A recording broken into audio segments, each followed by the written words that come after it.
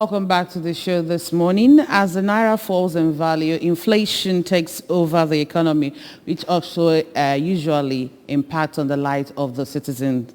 Today we'll be looking at the topic, a hike in dollar rate, the economic implications. We have with us in the studios this morning Nonso Ekesiobi. He is a lecturer with the Department of Economics at Chukwemeka Odumegwu Ojukwu University, Igbariam. Nonso, good morning. Good morning. Thank you for having me. All right. We also have Ebuka Onyekwelo. He's a columnist, a blogger, and a public affairs analyst. Ebuka, good to have you. My pleasure always. All right. We are talking about hike in dollar rate. And we're also looking at the economic implication in Nigeria today. Now, so I would just want us to start see what is happening with the exchange rate. Now, it's dwindling. The past 2 days we had at the parallel market 710 naira. As at yesterday, it's about 695 naira. Now, what would you say are the causes of this dwindling in exchange rates?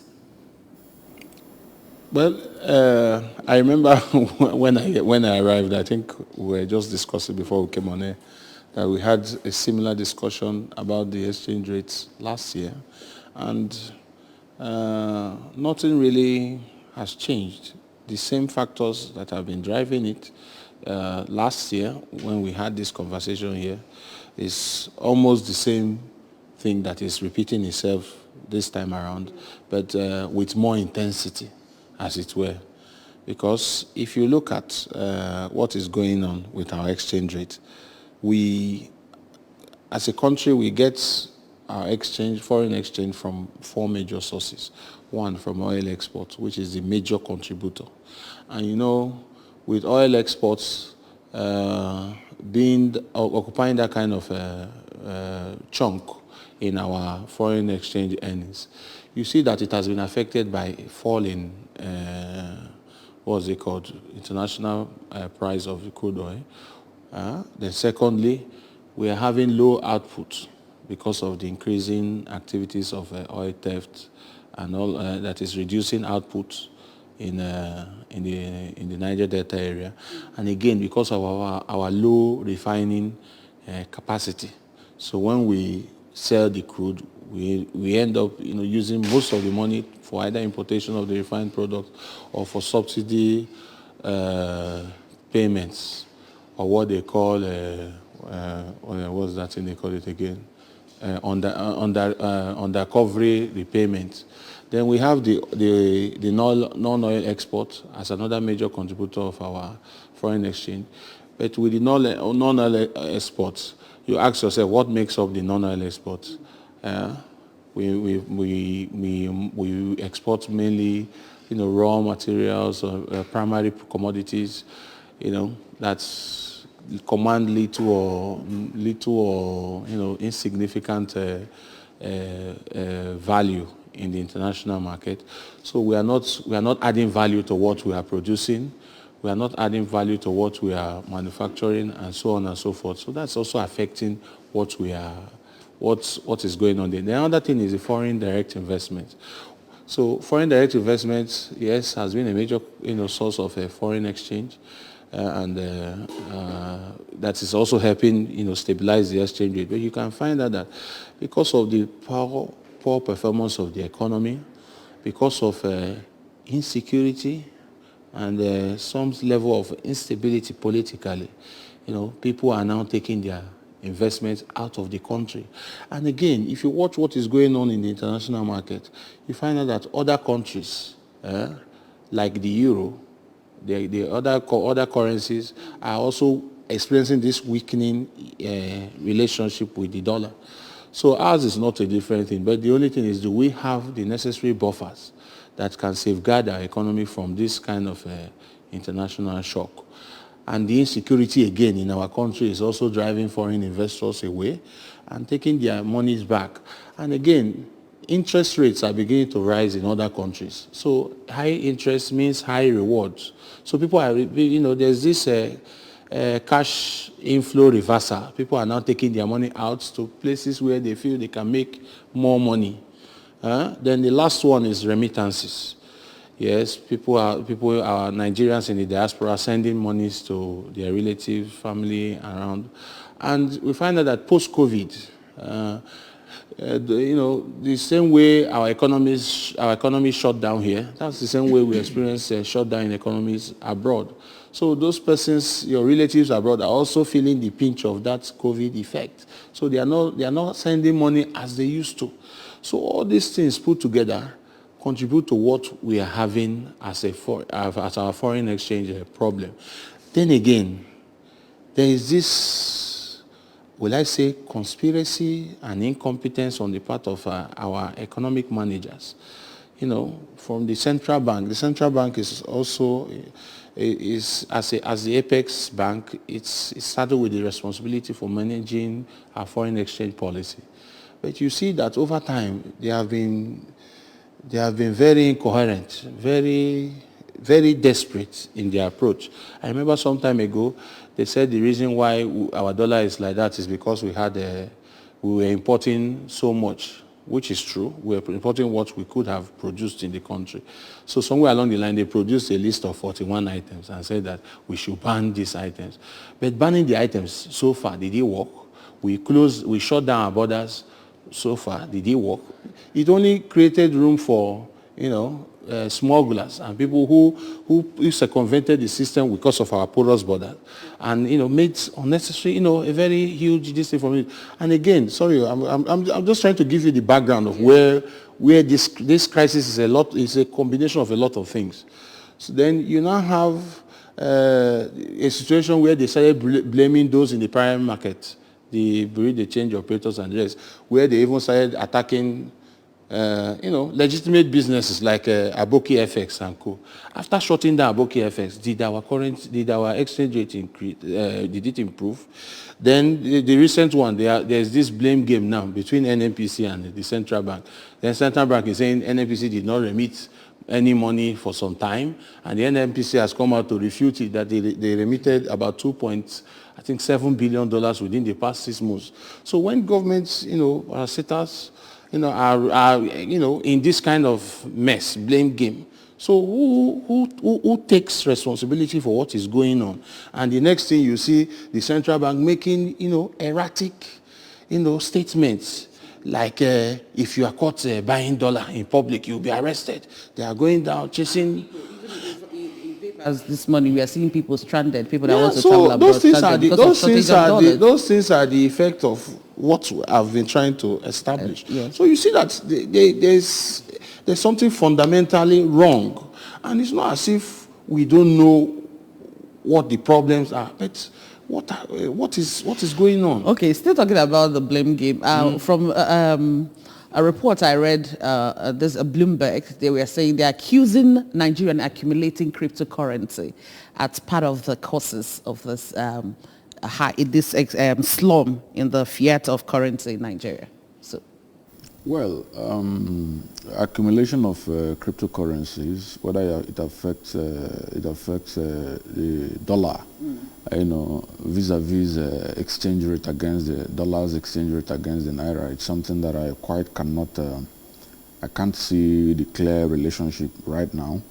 Maybe I'll still need to look at it. But what I want to say about the depreciation of naira against the dollar, is a policy issue, and also it's a productivity issue. For instance, in this same country and under the same administration, we have a situation where as a policy of the government to contain the situation, the government went all out and started cutting trees as a strategy, to balance the dollar against the naira. And when you look at it, it's quite a good comic, that the government should engage in that kind of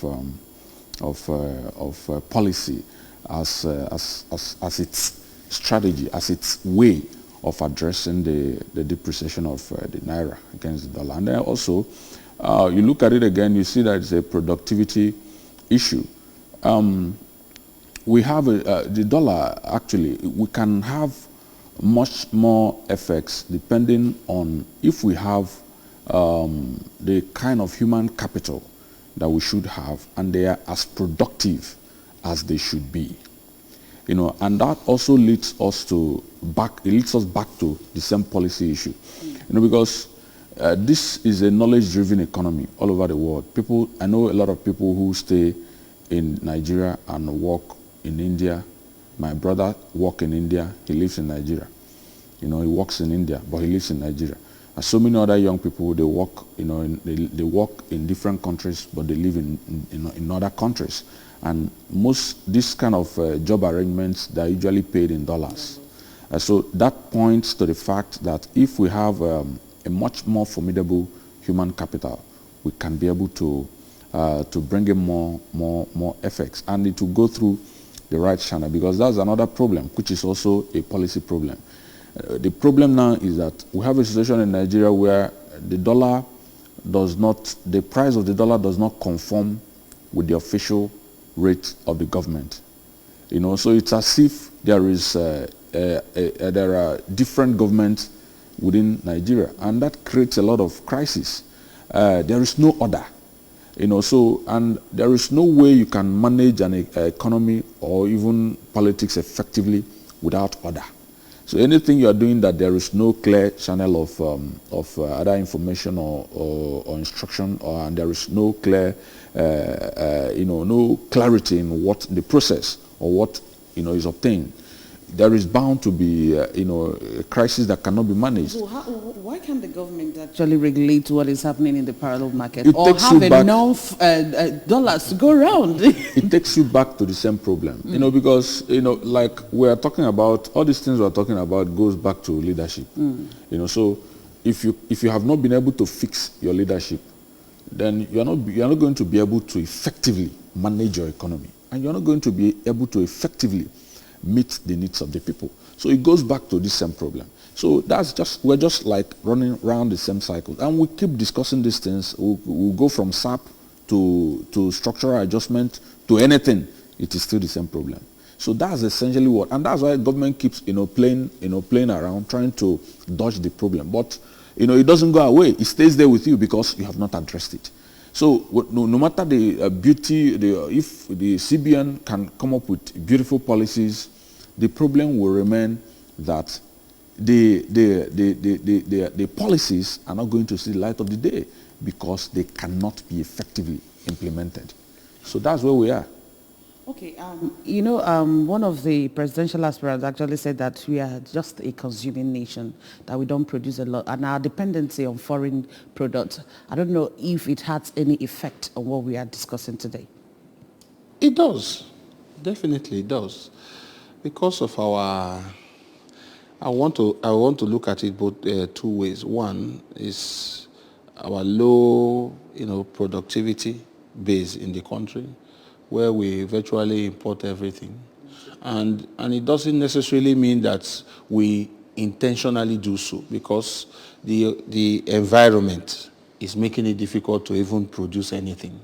You look at power challenges, top issue of double taxation, security, access to incentives, and so on and so forth. So most times it doesn't mean that we don't have genuine, manufacturers, entrepreneurs who want to make things happen, but the situation is just making it difficult for them. Then the second one is our own insatiable appetite for foreign things. I remember there used to be a time where if you say something is made in China, they see it as something inferior or something fake. Yes. But now it has turned the other way. We are now going to China. But China, we import. I think China is the largest. Our import source, the largest import source for Nigeria. So it points towards something that we are not doing. When we discuss things like, let me use diversification, for example. Almost every person in Nigeria since time immemorial has always been saying something about diversification, that we diversify the economy. It's now making it look as if diversification is a noun, a name of something. It is supposed to be a verb. It's something that is actionable. It should be actionable. People can see it happen. And going back to this dollar issue, if we look at the demand and supply side, you will see that some of the things that are putting pressures on the demand for this foreign exchange should not be there in the first place. I saw a clip in the newspaper headline where, you were saying something about students being stranded, those who need medical attention need stranded because they're stranded because they can't access foreign exchange. The question is, why do you need to go abroad for foreign treatment? And why do you go abroad for medical and tourism when you cannot be treated here? And the same leadership he was talking about is still responsible. We have a situation where the president goes abroad for routine checkup on Kete. It's not as if you are looking for treatment, but normal checkup. The president goes abroad, then everybody follows suit. Some presidential aspirants also are already visiting there before they may emerge as the president, and he tells you the kind of psyche that we are building. So there are some ailments that ordinarily we should be able to conduct here, like renal failure, liver cancer, and all those things. But when you have this kind of ailments, now it's as if it's a death sentence, because you may not be able to find capable hands here. And that is why of recent, the vice president had a surgery on his knee or so, and it was celebrated as if it's one big achievement. I was like, this is something that should happen. We have a clinic in the Aso Rock that they have budgets for, but it's not going on. Look at, yes, it's not working. Even the former first lady, the current first lady, Aisha, even complained about it not too long ago. Then you look at people who are going abroad to school. There's nothing wrong with going abroad, but when it becomes excessive, then there's a problem. Everybody wants to go abroad, and you won't blame them. The schools here, the government-owned schools, are under lock and key. And even when they are open, what is the quality of the infrastructure there, the teaching, the facilities and so on, that can make you produce graduates that are competitive, globally competitive? So do we need dollar to do all those things? The country that prefers making dollar available for pilgrimage than making the dollar available to those who need it to import, raw materials, machinery for production, and so on and so forth. You are looking at what people use dollar again. And he mentioned something about the political space. Sorry, our politicians are not also helping matters. The same dollar we are looking for everywhere was the same dollar that was being shared when we had primaries not too long ago. Here and there, dollar here, dollar there, we're having dollar rains. And in fact, I want to say that part of the reason why we're having dollar scarcity is that some persons may have stashed these dollars somewhere else, waiting for 2023, elections, so they can bulldoze the economy with it. And it's not far from the truth. And again, even the integrity of the monetary authority, that is the central bank, CBN, is also called into question. Because where do these politicians get this dollar from? Apart from where the major source we know they get it from. And when we have a sitting central bank governor, with open political allegiances. So that's also, gives, places some integrity issues on the central bank. And if the central bank is not seen to be credible enough in managing that, and then how can it then coordinate what is going on there? Now, people, if you want to travel, they ration, what's it called, foreign exchange. Either you go for PTA, that's a personal travel allowance, or PTA, business travel allowance. But still, in connivance with some deposit money banks, these commercial bank operators, people still manipulate this PTA stuff. They go and forge flight tickets, do this, do that. Then at the end of the day, they are giving travel allowance in dollars, but they are not traveling anywhere. The CBN actually complained of that. Yeah, so that's why I said, if you look at all these things, you'll be like, are we really serious in addressing this problem? And the federal government is not even helping matters. By maintaining this posture of trying to, indirectly control the central bank by telling them, look, you must defend the naira, you must defend the naira. You cannot defend something that is, weak. So when you defend something that is artificial, you are maintaining an official rate of 400. I'm just coming. Just random. Okay. You're operating an artificial official rate of 415 or so, 19 or thereabout. Then the parallel market rate is 700. So why won't you encourage speculation? So most of these people that are gaining from the arbitrage, round tripping, and all other things that are going on in the foreign exchange market, why won't they benefit from it? So everybody now has seen that there's something to be benefited from this our crazy foreign exchange system. And we keep spending. Look at our reserves is going down. Look at our excess crude account.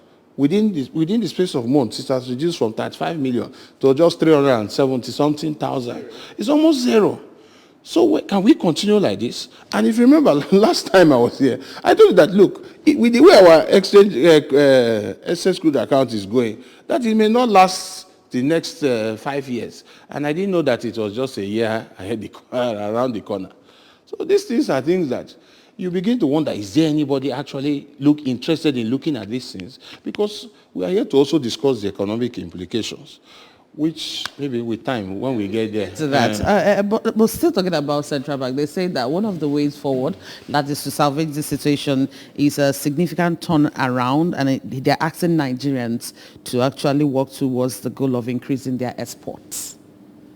Yeah, definitely. I've mentioned that for me, the problems, they are in two forms. You have the policy problem and you have the productivity problem. And when we are talking about productivity problem, the citizens also, kind of share in the blame, because when you are talking about the GDP and the foreign exchange, you are talking about the productivity level of the citizens. So if, for instance, I have a side job that pays me in dollars, maybe I work for some people, maybe as a columnist or something, maybe I work for the New York Times or for any other renowned paper outside, maybe in the US or anywhere else, and they pay me in dollars. They will send the money through the bank, the Nigerian bank system, and so this is part of the dollars that are coming into the economy. So that's the angle where I think is a question of collective responsibility. But then, when you are saying that, it will shock you also to see that Nigeria, has been governed in such a way that it's always very difficult for people to break even. It's always not so easy. Because when you are talking about people becoming much more, people owning their government, people owning, trying to be much more productive and contribute, the question will be, what is on ground, on what basis are you going to make these contributions? Perhaps what has even the Nigeria done for you, that will build your confidence? Because at the end of the day, we're just talking about confidence. It's about the economy, whether it's going up or down, is confidence. The confidence, the people, foreigners, the confidence that are reposed on the economy. So any how you would wish to look at it, I think is about our collective confidence in the system. Now, so many people have said to my hearing that they've changed their money, their savings, they've moved their money in their savings into dollar. So this also boils down to confidence. They don't know, maybe tomorrow you wake up and you see that $1 is now 2,000 naira. And I mean, if you have a million naira in your account, that has, with the money there is nothing you can do. The value has gone down so low that there is no much it can do for you. But if you move it to dollar, you are safer. And now, so that is part of the confidence. That is what a government does. A government, primarily builds confidence. It shows you that we can get this done, that this thing, that you can trust us to deliver on this. So when a government fails to do that, what happens is that it sends shock, and people begin to react based on that shock. So now, then back to the productivity, it remains a collective responsibility, but the government has to. The government has to inspire confidence, has to show that, and also has to invest in this thing. Now, India is like the hub, is like the hub or the ICT hub of the world.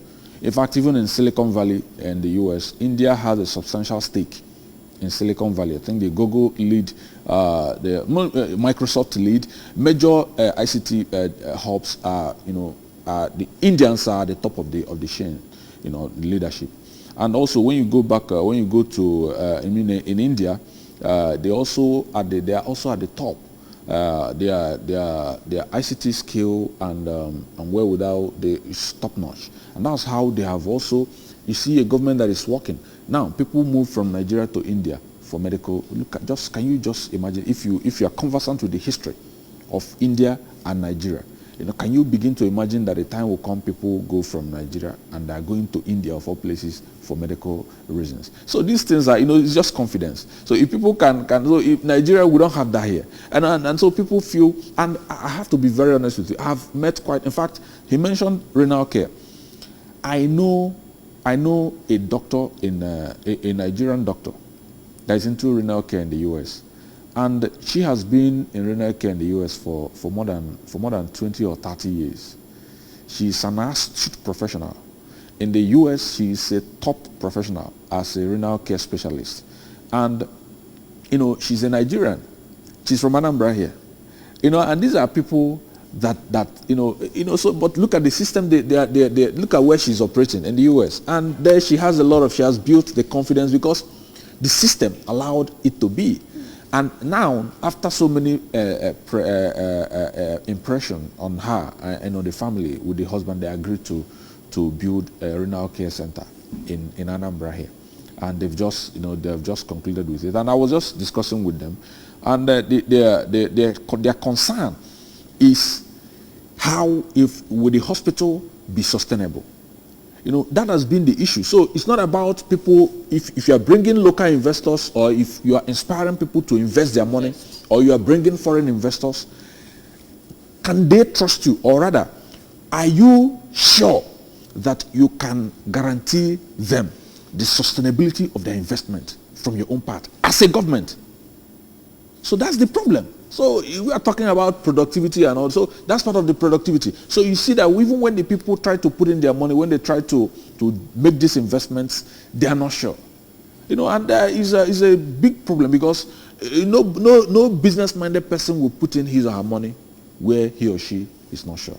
Sure of. All right, we continue our discussion right here in the studio after this timeout because we had some people interviewed and this is what they have to say.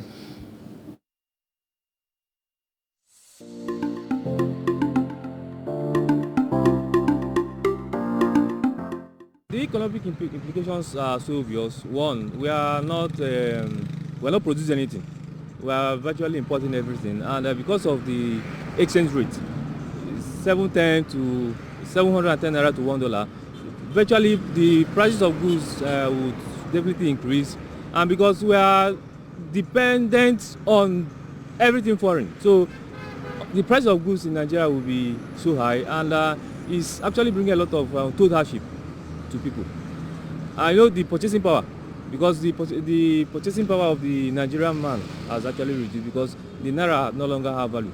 Because I think as at 2015, what you could buy with 50,000 naira, you cannot buy with 100,000 naira. You cannot buy such commodity anymore. It affects generally our currency. It devalues. You understand? So we don't have value again in our currency. Things are expensive. Something you buy 150 today, you buy it 200 tomorrow because of the devaluation of our currency in the state. And it affects the business sector. It affects those that are doing import and export too. You understand? It affects so many people. Some people now can do a couple of things because of the increment. Some can purchase land. Some can't even sell their land because they feel that they won't get enough dividends from it. They can't use the money to do any tangible thing. The implication of this high rate of dollar, how dollar is rising, is because it's disturbing our productivity, it's disturbing our, in fact, things that we need. High rate of everything is going in high places, and we are not getting as we are spending. And we, that is youth now, is making us to not believe in the country, and it's disturbing everything. So we are not happy. Even me, I'm into production.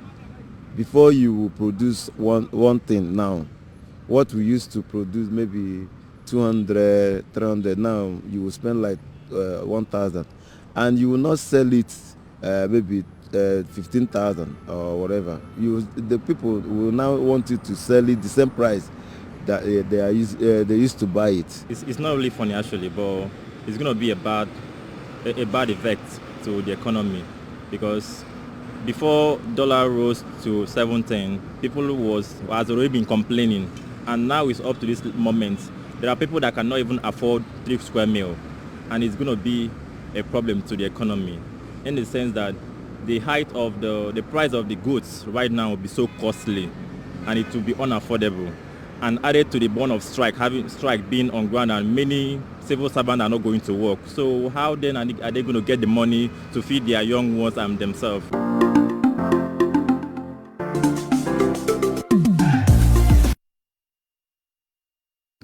You're welcome back to the show. We've heard what the people out there have to say about the hike in dollar, the economic implication. Everybody, they are complaining how it's affecting the prices of commodities in the market, and then talking about tuition fees and all that. Most of the things we have actually established here. Now, let's look at the economic implications, because that's that's the major thing. Now, this hike in dollar rate, what are the economic implications on the economy of this Nigeria? In fact, generally. Everybody is affected. For want of time, I will just be as brief as possible. Starting from the federal government, our revenues are affected, especially with falling dollar intake. And again, we have several debt obligations, and these debt obligations, we took them when the exchange rate was still a bit favorable, but now, if we are to repay, we will pay in the current exchange rate, which is eating deep into our finances already. If you watch, for the first time in history now, where our revenue is not even able to service the debt anymore. The debt servicing has outstripped our revenue. So there's a problem on that side. Then for businessmen, those who are into import and export trade, definitely it will distort whatever it is they are doing. They cannot plan for what they import, because maybe by the time they are trying to sell those commodities, they cannot be able to restock, because going back to get those things again, you will see that it has even tripled in price. So many of them, when you get into the market, most items you see regularly are becoming scarce. When you make inquiries, they will tell you they don't know what the dollar is doing these days. So let them not go and put in their monies when at the point where they cannot be able to recover the monies.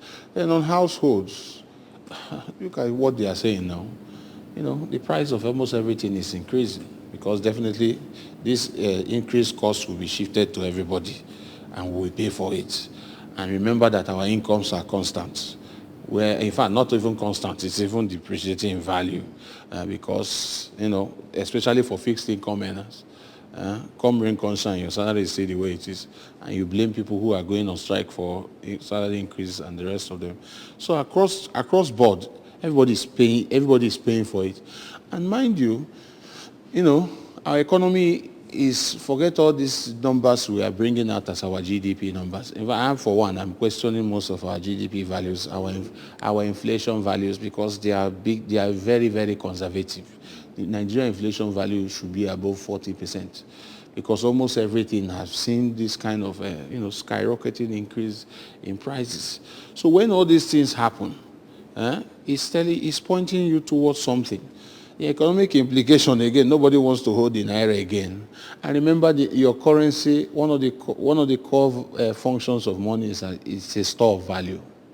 So when people, when people don't have the confidence in keeping their money in naira, and they are looking for cryptocurrencies, like we said earlier, or for dollars to buy, definitely it will further plunge the naira. In fact, speculation is that it may not even get to December before it hits 1,000. Yes, though it has recovered slightly within the 2-3 days. So 6. So those ones are just a minor this thing. It will still come down, because if you look at the fundamentals, what are we doing? We only keep hearing we are doing something. What is that something that we are doing? So we are not, everybody is sadly feeling the bite. And a friend of mine told me that that I should not be surprised that this is a way of keeping people hungry, so that by 2023, when you want to induce them with money, Oh, wow. that you can easily buy their vote, because wow. they are hungry, they will be hungry and desperate by then. But that's just by the way. So basically, it is pointing towards a little. Look, in some countries by now, the CBN governor ought to have resigned, honestly, because the Sanusi stabilized this thing, between 163 to 165 for almost 5 years. Then even the current governor of Anambra, when he was the CBN governor, at least they were able to manage this thing. Because one thing people don't understand is this: currency devaluation is not necessarily a bad thing. It's just in our own case, we are very unfortunate to have the kind of system we have, like the Chinese yuan is one of the most undervalued currency in the world, and they do it because of the trade dynamics. When you devalue your currency, it makes imports more expensive and it makes exports cheaper. So they have the productive capacity to do that. They prevent they prevent goods coming in, and they allow theirs to flood everywhere. And we now ask, remember I mentioned earlier about how China is our #1 trade partner. There was a time the CBN came up with a currency swap deal with China. I remember where that. we don't have to pass through the dollar to get things from China. So we just work with the Naira and the Yuan straight, and we save about 40 to 55% of what we would have paid for if we use dollar. I now ask you this question: where is that policy, that currency swap policy that we and I are speaking today? So you see that there's the sincerity of purposes. So there are a lot of things that when you begin to look at, we will not live here. Yeah, it's true. Ebuka, let's come to you now. We've talked about this, the hike and everything.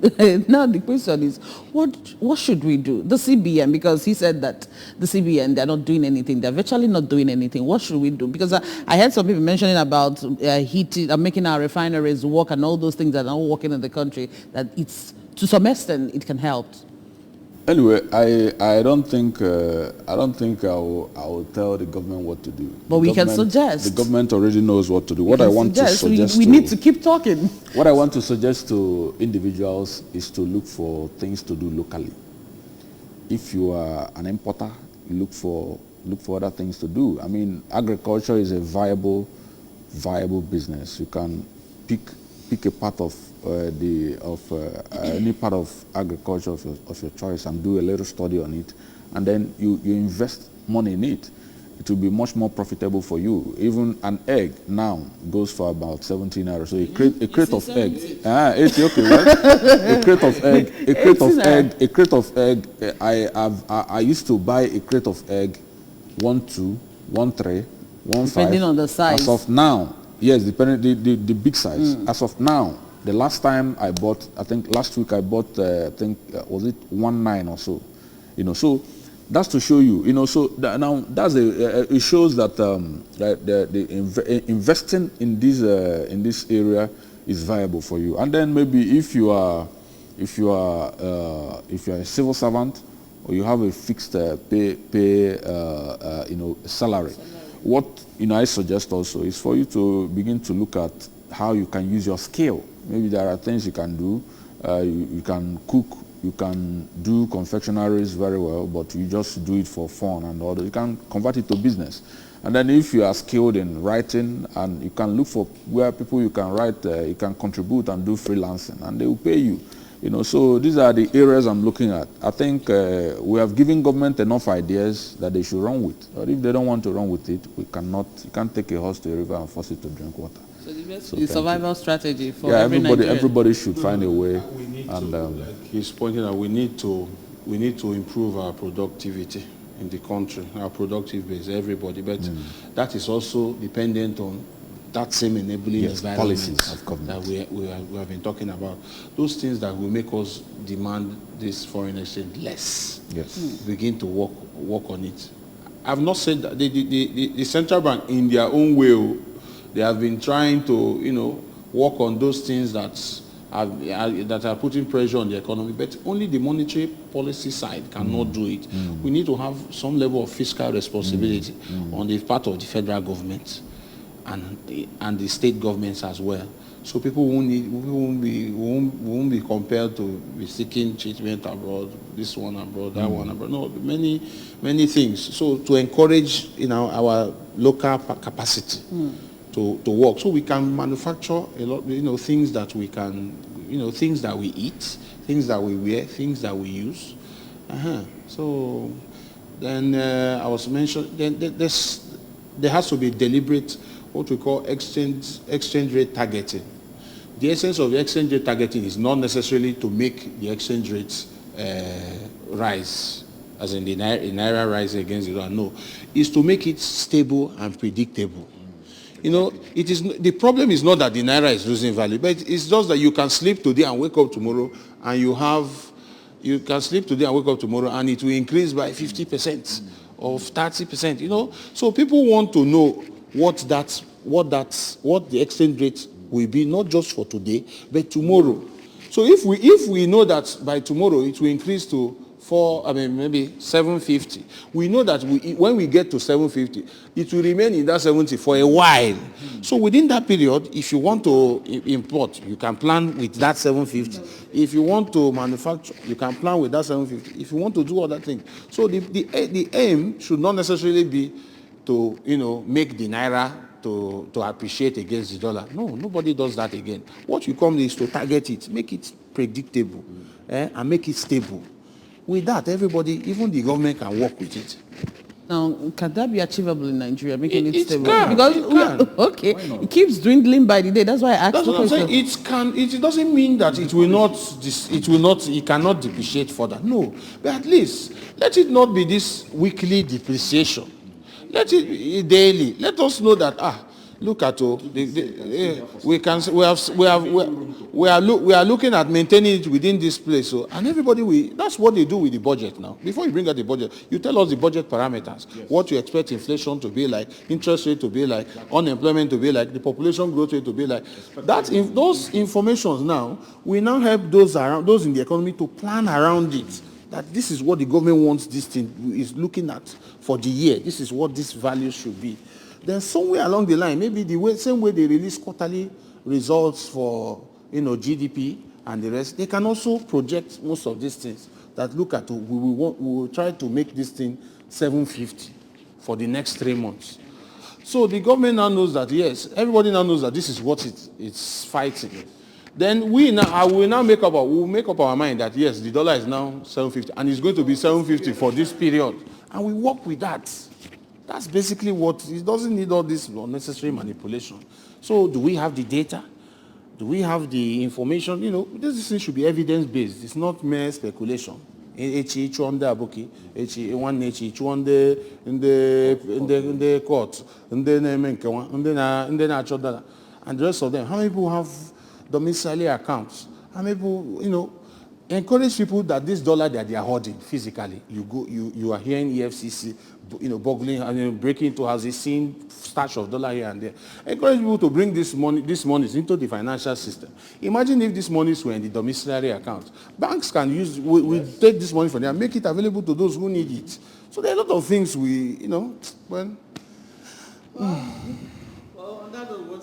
Thank you to both of you for coming, okay? Thank you so much, Ebuka, for joining us on the show this morning. And also to you, Nonso, we appreciate you being here this morning. Thank you very much. Well, that's it on the show this morning. We talked about hike in dollar rates, the economic implications. You've heard it from the experts right here in the studio. And just like Ebuka suggested, if you're a salary earner, if you have one small space at the back of your compound, you need to start planting ugu or other things now, all these cash crops, so that you can make more money from there to survive. Thank you so much for joining us on the show this morning. My name is Chidima Orawa. See you again tomorrow. Bye.